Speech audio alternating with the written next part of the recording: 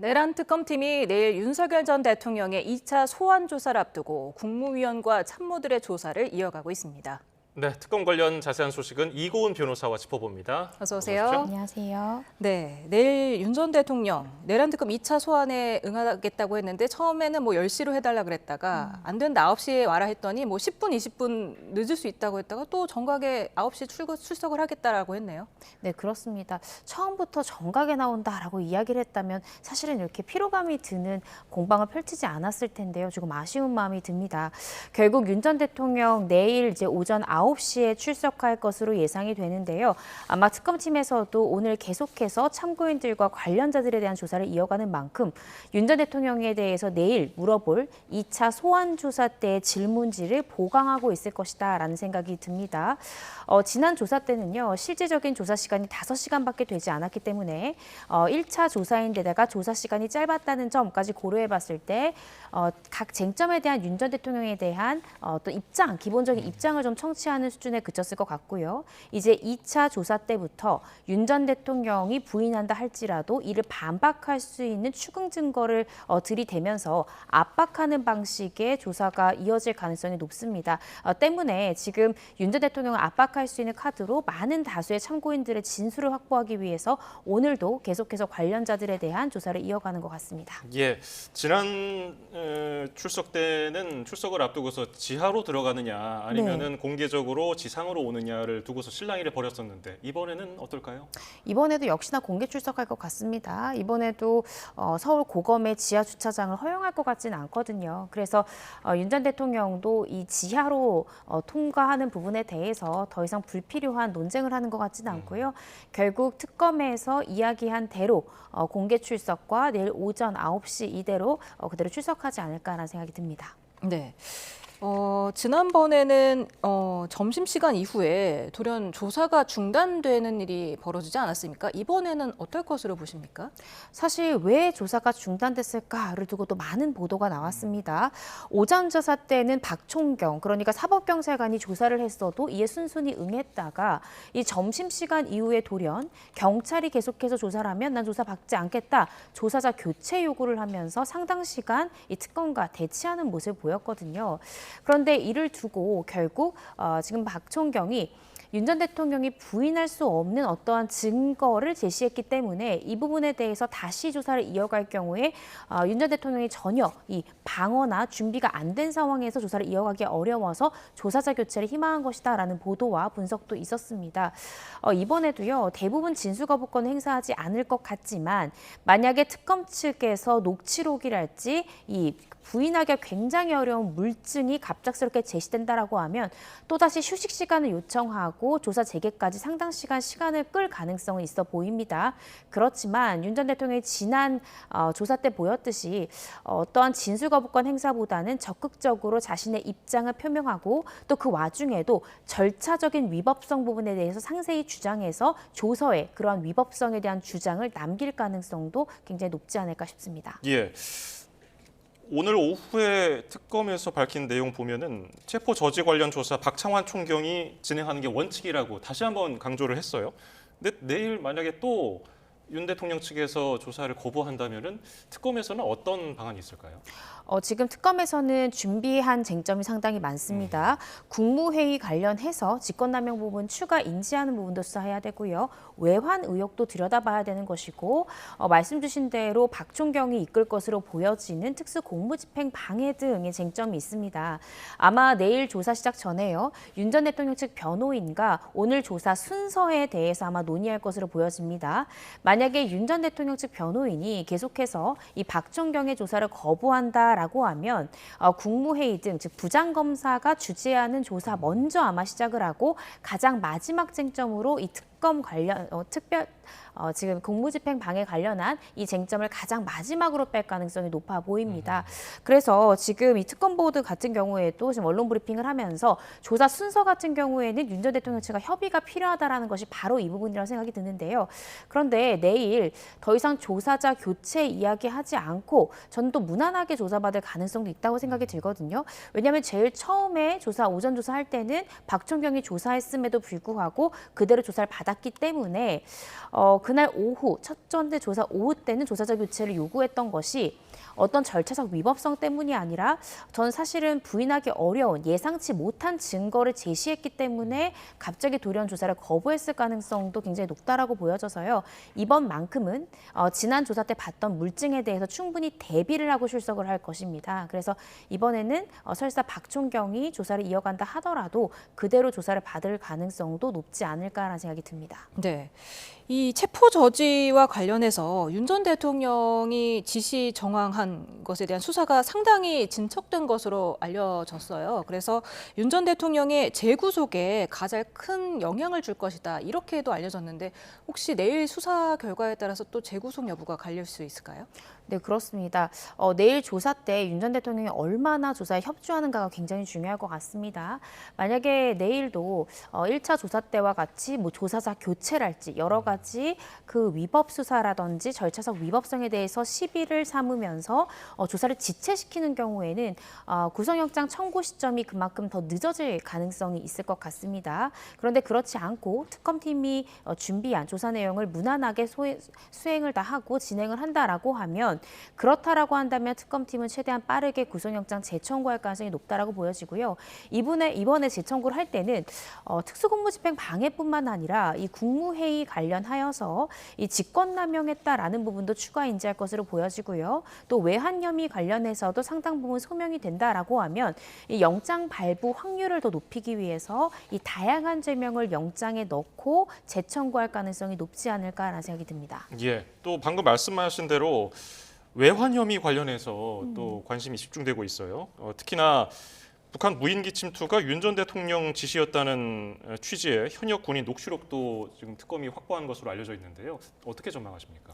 저는 외환 혐의도 결국 기소하게 될 것이다라고 보여지고 또 구속영장 청구할 때 이 외환 혐의를 넣는 것이 영장 발부 확률을 굉장히 높일 수 있다는 생각이 들거든요. 왜냐하면 특수공무집행 방해랄지 대통령 경호처법 위반 같은 경우에는 형량이 그리 높지 않습니다. 그렇지만 외환죄 부분이 들어간다라고 하면 이야기는 달라지는데요. 이 내란 혐의로 제일 처음 구속영장이 발부됐던 것도 결국 받고 있는 형량 자체가 굉장히 높다라는 점이 또 영장 발부의 한 가지의 사유가 될 수 있습니다.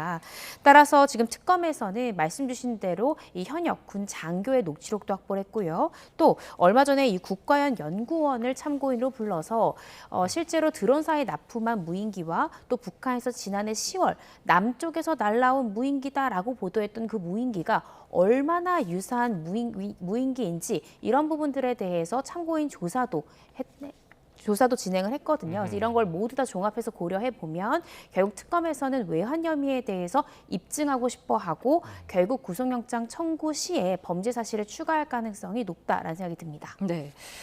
그제 한덕수 전 총리와 안덕근 유상임 장관 그리고 어제는 김성훈 전 경호처 차장을 소환한 내란 특검이 오늘은 이주호 교육부 장관 그리고 박종준 전 대통령 경호처장을 소환했습니다. 특검이 이들한테 뭘 확인하려는 겁니까? 일단은 이주호 교육부 장관 같은 경우에는요. 국무회의 관련하여서 윤 전 대통령에 대해서 특검은 직권남용 혐의를 추가 인지하려고 합니다.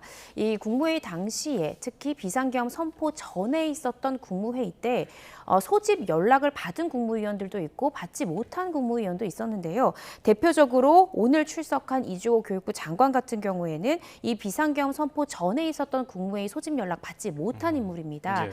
그래서 특검팀에서는 이런 이주호 교육부 장관 같은 경우에는 국무위원으로서 심의를 행사할 수 있는 법적 권한이 침해된 피해자로 보고 이 또한 이 추가 인지할 수 있는 수사에서 중요한 피해자로 보는 것인데요. 아마 이 부분 관련해서 국무회의 관련한 이 직권남용 혐의 관련해서 소환된 이 참고인이다라고 보여지고요. 이 박종준 전 대통령 경호처장 같은 경우에는 어제 소환돼서 오늘 새벽 1시까지 이어졌던 김성훈 전 경호처 차장이 결과론적으로 특수공무집행 방해랄지 또 이 비아폰 통화기록 삭제 부분은 내가 책임자가 아니라 당시에 이 박종준 전 처장이 책임자였다라는 식으로 자신의 책임을 박 처장에게 지금 밀고 있는 그런 상황입니다. 따라서 김성훈 차장이 지금 주장하고 있는 이러한 주장이 과연 사실일지 또 박종준 전 경호처장도 어떠한 대통령의 대통령의 지시를 듣고 또 밑에 있는 이 경호처 직원들에게 지시를 하달한 부분이 있는지 이 부분 관련해서 집중 추궁을 했을 것이다라고 보여집니다. 그러면 경호처 관계자들 조사를 통해서 체포영장 집행 방해 혐의 그리고 비화폰 정보 삭제 이 부분을 들여다볼 수 있을까요? 네, 그렇습니다. 결과론적으로 어제 소환됐던 김성훈 전 차장에게도 그 두 가지 쟁점에 대해서 굉장히 세밀하게 물어봤을 것 같고요. 오늘 이 박종준 전 처장 같은 경우에도 결국 두 가지 쟁점에 대해서 상세히 물어봤을 것 같습니다. 아마 박 전 처장은 자신이 만약에 윤 전 대통령으로부터 어떠한 지시를 하달받은 것이라면 그 부분에 대해서 세세하게 진술할 것이라고 예상이 되는데요. 실제로 오늘 기자들에게도 이러한 특검 측의 조사에 대해 성실히 임하겠다라는 취지의 입장을 밝혔거든요. 따라서 자신이 직접 어떠한 지시를 받고 하달한 부분이 있다라고 하면 진술을 거부하기보다는 세세하게 있는 그대로 사실을 진술할 가능성이 높지 않을까라는 생각이 듭니다. 네. 특검팀이 지난 1일 강희구 전 대통령실 부속실장이 이어서 그리고 2일에는 김정한 전 수행실장 그리고 한덕수 전 총리 그리고 안덕근 유상임 장관 어제는 또 김성훈 전 경호처 차장과 김주현 전 민정수석을 조사했는데 이런 소환 일정에 무슨 계산이 있는 겁니까? 계산이 있다기보다는요. 지금 특검에서 이번 2차 소환 조사 때 윤 전 대통령에게 묻고 싶은 쟁점이 무엇인지를 알 수 있는 대목이라고 생각이 듭니다. 결과론적으로 국무회의에 대한 적법성 부분에 대해서도 아마 집중적으로 추궁할 것 같고 특수공무집행 방해 또 이 비화폰의 통화 기록을 삭제한 부분 이 부분들이 주되게 2차 소환 조사 때 윤 전 대통령에게 묻고 싶은 쟁점이기 때문에 이 쟁점에 대해서 구체적으로 진술을 들을 수 있는 인물들을 2차 조사일 전에 대거 소환한 것 같고요. 그런데 소환 일자를 정할 때 어떤 의도를 가지고 순서를 정했다고 하기보다는 각각의 인물들도 이제 선임된 변호인이 있을 것이기 때문에 아마 날짜를 몇 개 보통 줍니다. 그런 다음에 변호사와 지금 소환된 인물들이 가능한 일자로 정해서 그런 방식으로 이어졌을 것 같고요. 날짜를 몇 가지 준다 하더라도 아마 특검 측에서는 윤 전 대통령이 출석하는 일자 전후로 아마 배치를 해서 윤 전 대통령을 소환하기 전에 최대한 많은 공범 진술이랄지 참고인들의 진술을 확보하고 이러한 진술을 토대로 내일 있을 소환 조사 때 아마 집중 추궁이 일어날 것 같습니다. 예. 그리고 윤 전 대통령 측이 어제 내란 혐의 재판에서 특검은 사건 인계를 요청했는데 특수본은 사건을 이첩했다고 했거든요. 인계, 이첩 이게 무슨 차이인지 모르겠네요. 사실은 그 부분 관련해서요. 지금 윤 전 대통령이 문제 삼고 있는 것이 내란특검법상의 6조 3항 내용입니다.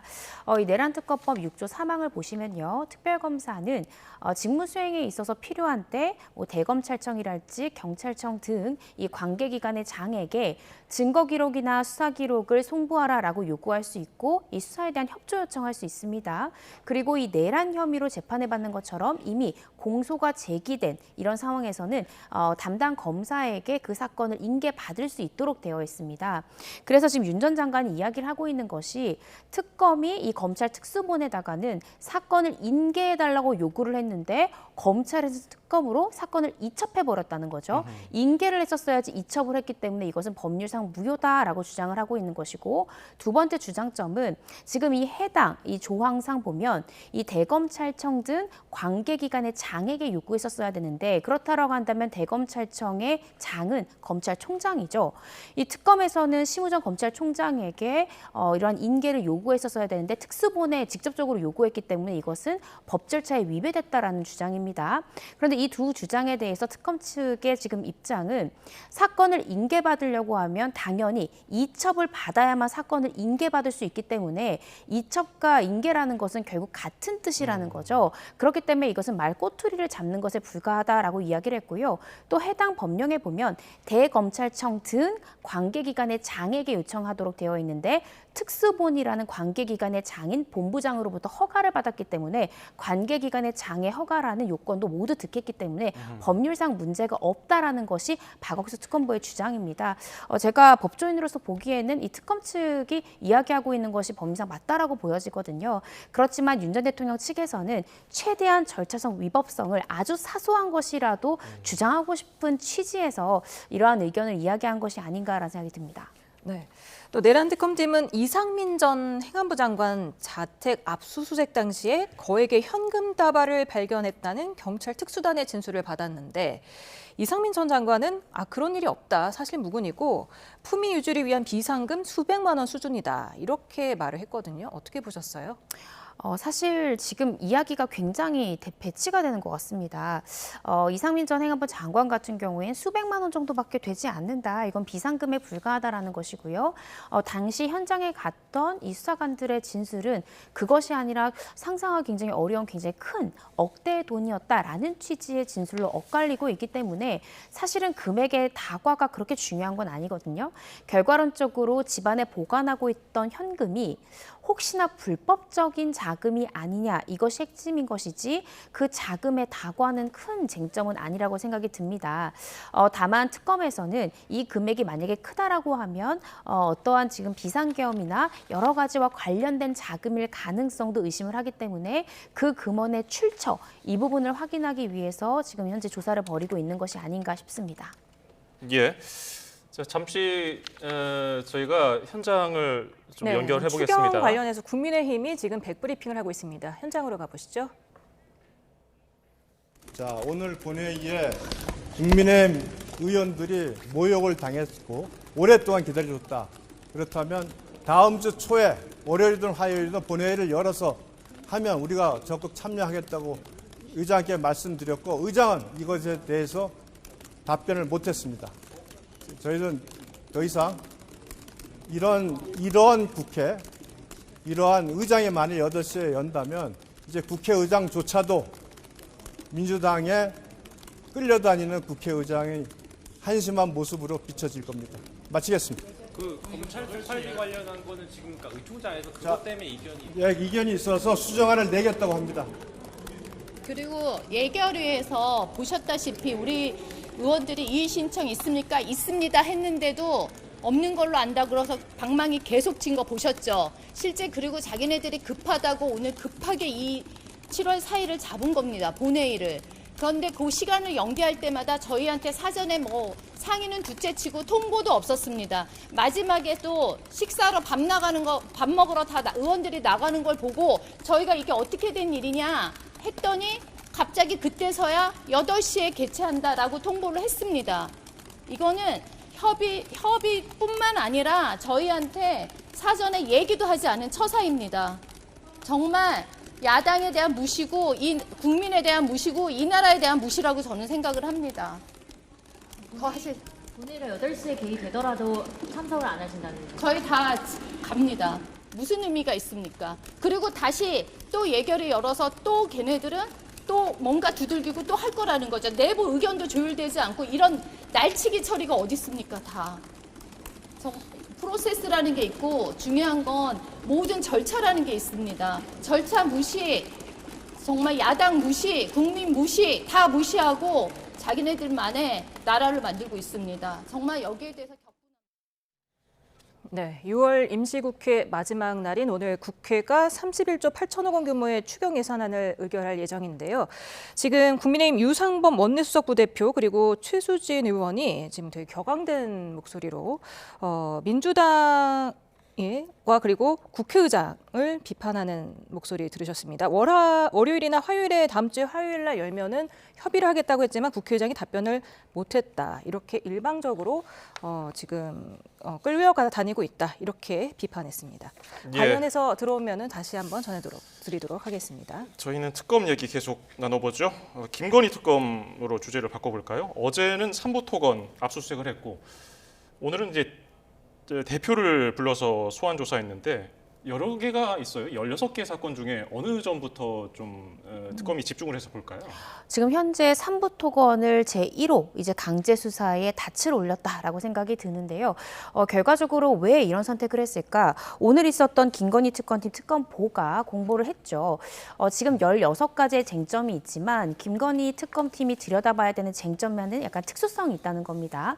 16가지가 고루 수사가 진척이 된 것이 아니라 어떤 것은 상당 부분 수사가 진행이 됐고 어떠한 쟁점은 수사 초반에 있다는 거죠. 그런데 수사를 마칠 때 즈음에서는 그 16가지에 대해서 모두 고르게 진상이 규명되어야 되기 때문에 그러한 부분을 고려해서 수사 순서를 결정했다라고 이야기를 했습니다. 현재 삼부토건부터 1호 이제 수사를 벌이고 있는 것인데 삼부토건 같은 경우에는요. 검찰로 송치가 됐지만 검찰에서 다시 한 번 더 금감원으로 다시 내렸던 사건이죠. 그런데 금감원 같은 경우엔 강제 수사 권한이 없습니다. 따라서 실질적으로 삼부토건 주가 조작 부분에 대해서 수사기관의 심층적인 조사가 전혀 이루어지지 않은 쟁점이거든요. 이 때문에 아마 김건희 특검팀에서는 삼부토건 주가 조작 사건을 들여다보려면 압수수색이라든지 이 계좌 영장에 대해서 치밀한 분석 그리고 상당한 시일이 소요되는 것이 사실입니다. 그래서 조사가 가장 이루어지지 않은 쟁점부터 빠르게 강제수사에 돌입한 것으로 보여지고요.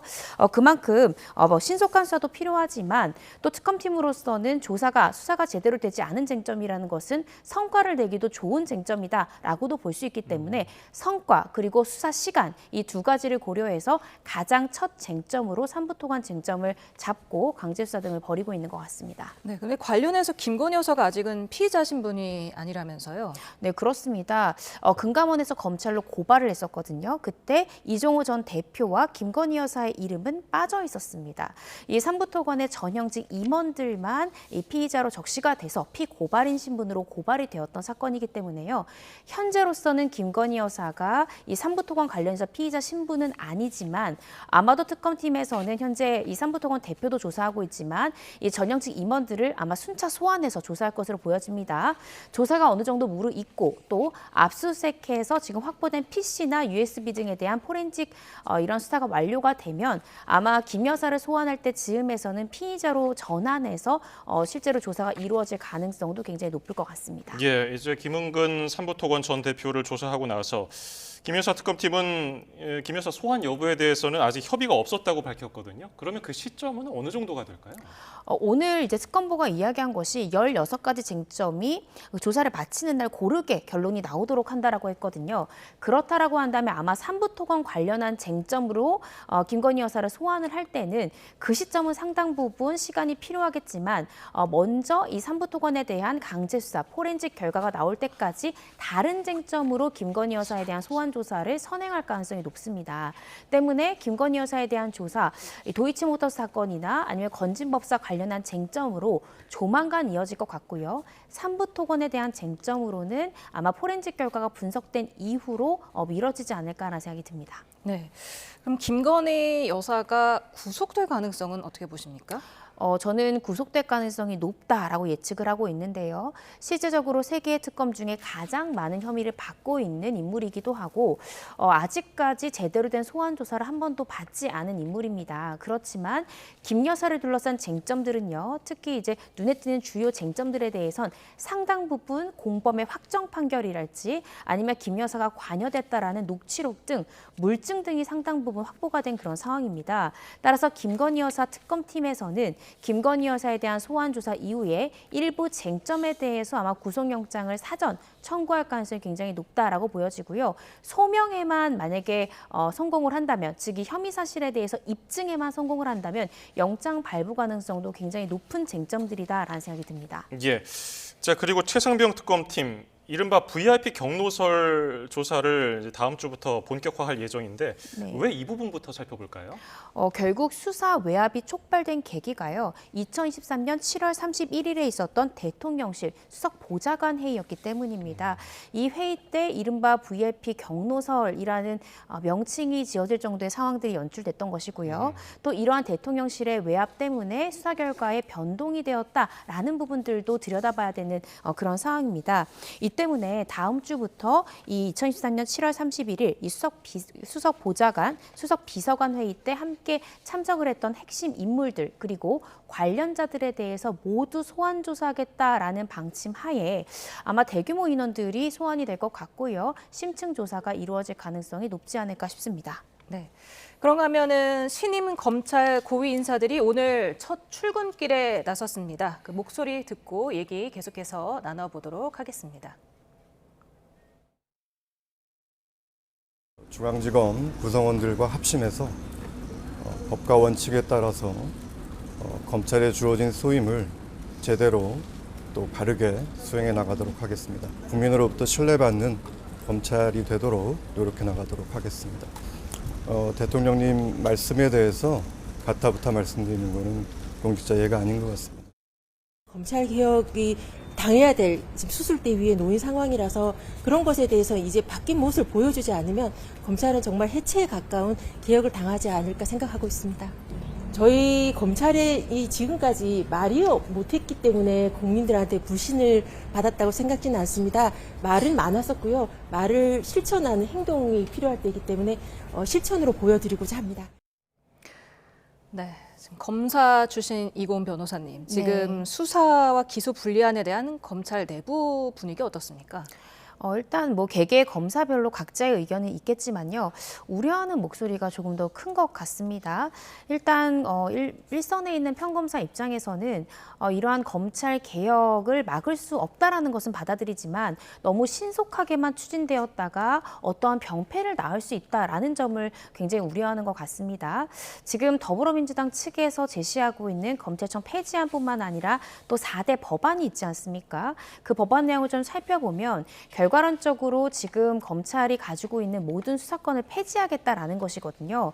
그렇다라고 한다면 경찰에서 올라온 사건에 대해서 아주 사소한 부분에 대해서만 확인을 하고 기소 여부를 결정할 수 있는 사건마저도 모두 경찰로 내려야 되는 상황이기 때문에 이거 오히려 이제 어떤 사기죄 피해자라든지 일선에 있는 이 민생범죄 피해자들이 사건 처리가 더욱더 지연되는 것이 아니냐라는 일각의 우려들도 있습니다. 그래서 이렇게 무리하게 빠르게 만약에 밀어붙인다면 어떤 형사사법 절차에 큰 문제가 생길 수 있다라는 점에서 신중하게 접근해야 된다라는 의견도 있고요. 다양한 의견들이 나오고 있는 그런 상황입니다. 이게 추석 전에 이 검찰 개혁에 대한 얼개를 짤 수 있을 거라는 이재명 대통령 입장도 있었는데 추석까지 한 3달 남았거든요. 이때까지 얼개가 짜질까요? 일단은 그것은 정부의 의지에 달린 것이겠죠. 사실은 이제 평검사들이 한 2,000명 정도 있는데 평검사들이 다양한 생각을 가진다 하더라도 정부에서 밀어붙인다면 어떠한 목소리를 내기는 조금 어려울 것 같습니다. 그래서 3개월이라는 시간 동안 과연 완벽하게 체계를 잡을 수 있을까 조금 어렵지 않을까라는 생각이 들고요.